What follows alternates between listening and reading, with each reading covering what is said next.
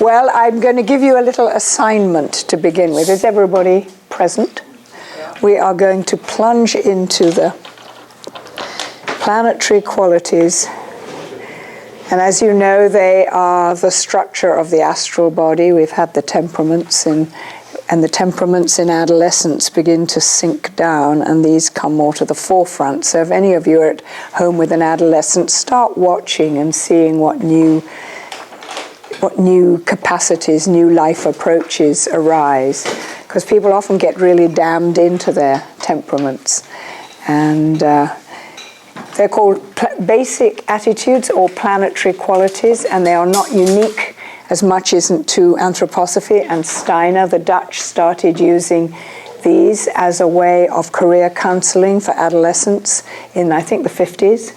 So, as I say, they're not unique. You mean the temperaments? No, the soul qualities or the basic life orientations. It's the way we orient ourselves in life and what we value, what we seek to have as part of what we're doing, and what we value are usually the ones we have more pronounced.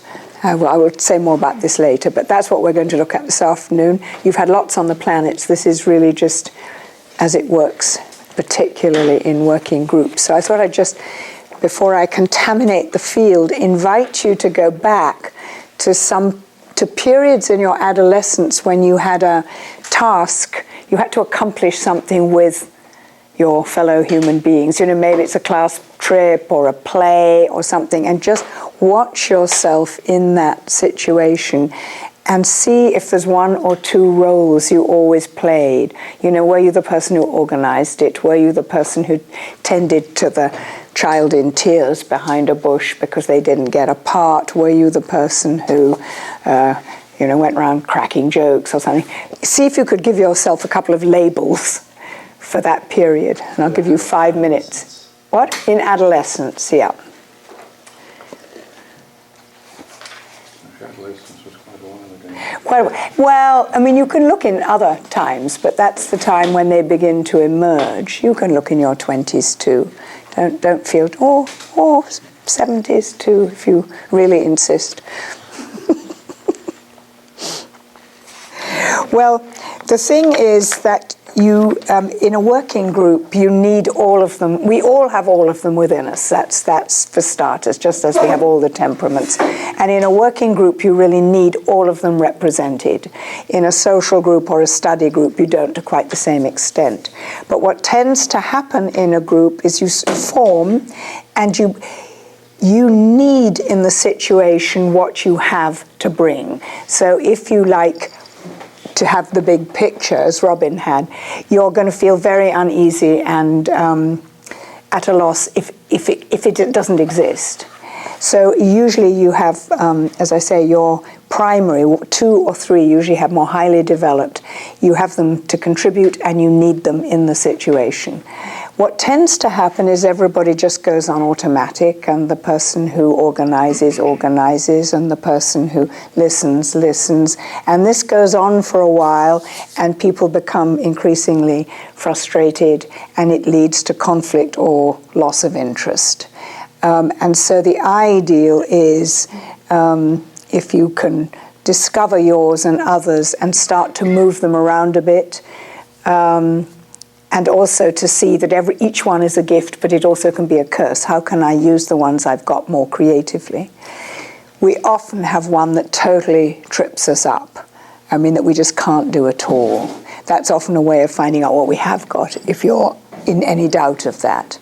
And what's lovely to do in a faculty, when you have your full faculty, is to do this again, because you might think you've got a lot of Mercury, and somebody else says, oh, but Megan, don't you see you have that?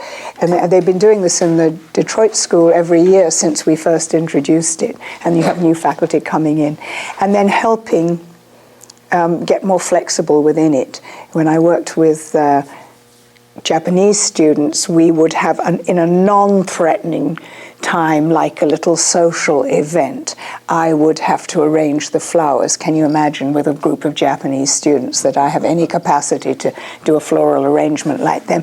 And the shyest of them would have to call and invite people, just so you can get going, not in a life-threatening, not in a big life-threatening school situation, but anyway.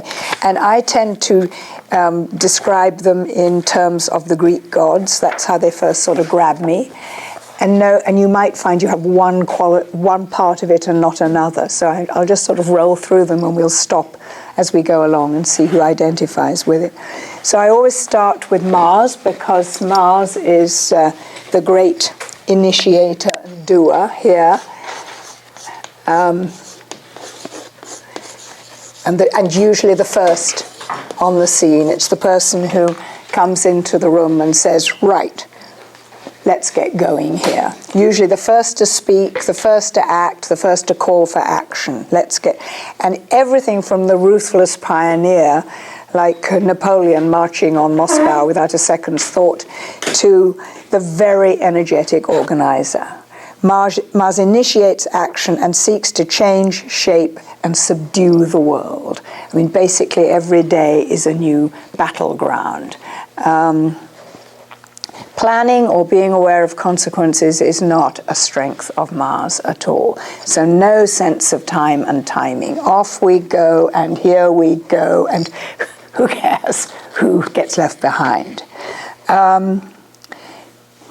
And every day there's a new challenge against which this sort of warrior god must mount a fresh assault.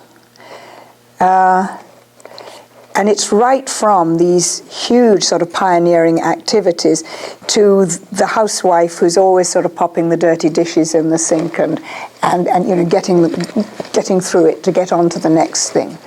I always remember my mother would go around the house, you know, no peace for the wicked. It's got to be done, it's over, it's done with, what's next on the list.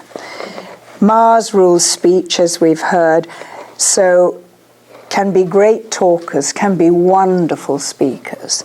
And often excellent public speakers. So if you want somebody to speak on behalf of a group or a community, it will often be a Mars person you'll call on.